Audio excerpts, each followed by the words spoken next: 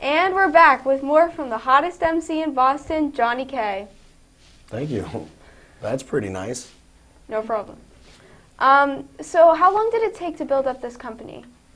Oh, well, it's still building, and I've been doing it since I'm 26, and I'm 43 now. So it's been a ride. It's been a long time. But it just gets new all the time. It's always new, so I'm always trying to create something different and exciting. So it's really, you don't really notice it in terms of time. How did you make your business so big?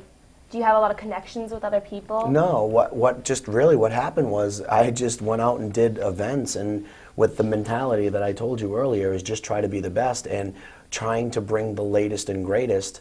I think that combined with the way that I make kids feel, which is nothing short of spectacular, I just want everybody to feel good. I think really that is what did it.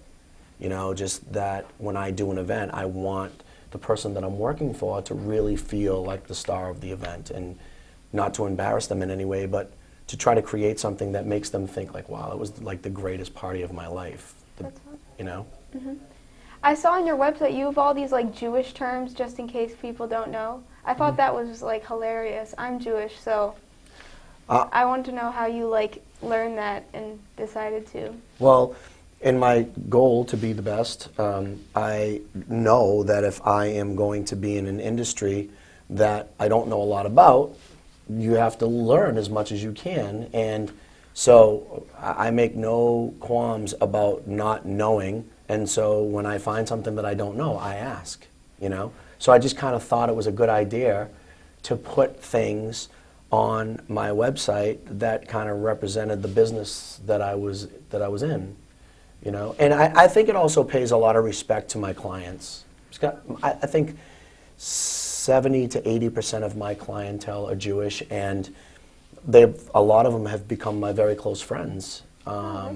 Jimmy has become one of my close friends, and Donna has become very close friends of mine. And I think it's just out of respect that, you know, that I do things like that. So that's why I do it. So you make celebrations memorable for the person whose party it is. Has there been a particular moment where an event has been very memorable for you? Like an event that you hosted or DJ'd at? Have you had a big moment? The ones that are the most memorable are the ones that when I get to work with, I think kids that are not so fortunate, and maybe kids that have physical ailments or some other issues in their life. And I can bring them to the point where they forget those issues and realize that this is a moment that they do become the star of the show. So, you know, if you have a boy or a girl who is picked on in school and their whole life is just all about being, you know, just being picked on all of the time, well, when I meet this person, I make it a personal goal to make their event the greatest event of their lives, because I really want them to know that their life isn't all about, you know, being picked on. Their life is about them, and they need something in their life to really look back on to say, wow, that day was really all about me. So I think that any event that I get to do for a boy or girl that has either mental issues or physical issues or even issues at home, and I can make a night of it to give them something that they've never had before, that is what I live for. That's really wonderful that you can do that.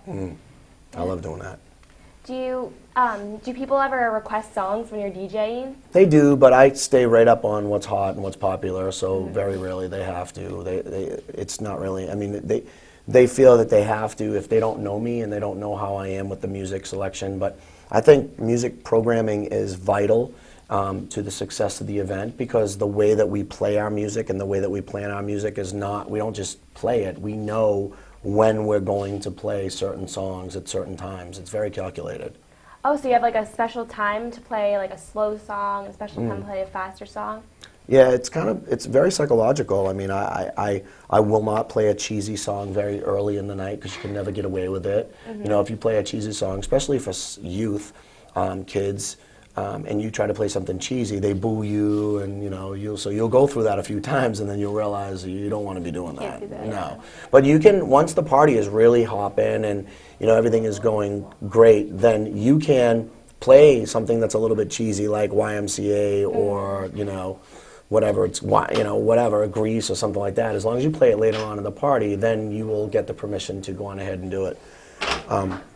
This guy's no joke. How you doing? I'm all right. How are you? Hi, Alex. Hey, Alex. What's going on? Did you go to the Gloucester prom? I did. I was at that. How was it? It was crazy. What? It was crazy. Great, right? It was awesome. Yeah, it's awesome. I love that school. Crazy party dancing all the time. So I have a question for you. Go ahead. Since you're like this big DJ guy, can you dance? I won't, but yeah. You won't dance? No. If we had a dance off No. right You should now, dance. Yes. dance off. No. I can't. Jimmy can dance. He's good. It's dance off time. I can't dance. We're kids. You can dance with You us. guys can dance, and we'll see. I get really nervous about stuff like that. You do? Absolutely. You're a big crazy partier, but you don't like to 100%. And that's the thing, is like when I go to a restaurant and, generally somebody will know me there or something, and they'll try to like, even if I'm with a group of people and they want to sing happy birthday, I will suck right under the table and Yeah. I'm out the door. I don't know why I'm like that. I mean, as soon as the microphone hits, as soon as the power goes on, it is showtime, and it's a different story. As you remember at the prom, Yeah. I mean, it's just, I'm behind a scrim, I'm yelling in the microphone, are you ready? The kids are going nuts. Yeah. There's all kinds of things going on, but when I'm not working, for some reason, it's not as easy to turn it on. Yeah, I was usually always that weird guy at all the birthday parties that would be the one screaming and yelling and try to like blow the kids' candles out. Like, And put your hand in their and, cake. Like, put the hand in the cake Oh, I and love like doing that. everything and just be like screaming and get kicked out and stuff. I used to do that, but I didn't know the kids, so I'd get kicked out. But Yeah. it's not, Yeah, it's crazy though. So, well, that's awesome that you were at the prom. That's really cool. It was Gloucester's crazy. I love that school. Yeah, Absolutely. Well, I mean, they're my rivals because I go to Masconomet. Oh, I love Masco too. We used to do Masco's prom. Yeah, so like I hate Gloucester personally, but I went with my friend there, and like when everyone was like, "Yeah, Gloucester football team," I'm like, "Yeah, Masconomet." And like, But who won though? they did. It's okay. Well, that's all right. Well, thank you for coming here and talking with us, and thank you, Alex, for your surprise I appearance. had to jump in, special guest appearance. Alex For Charlotte, I'm Julia. Thanks for watching.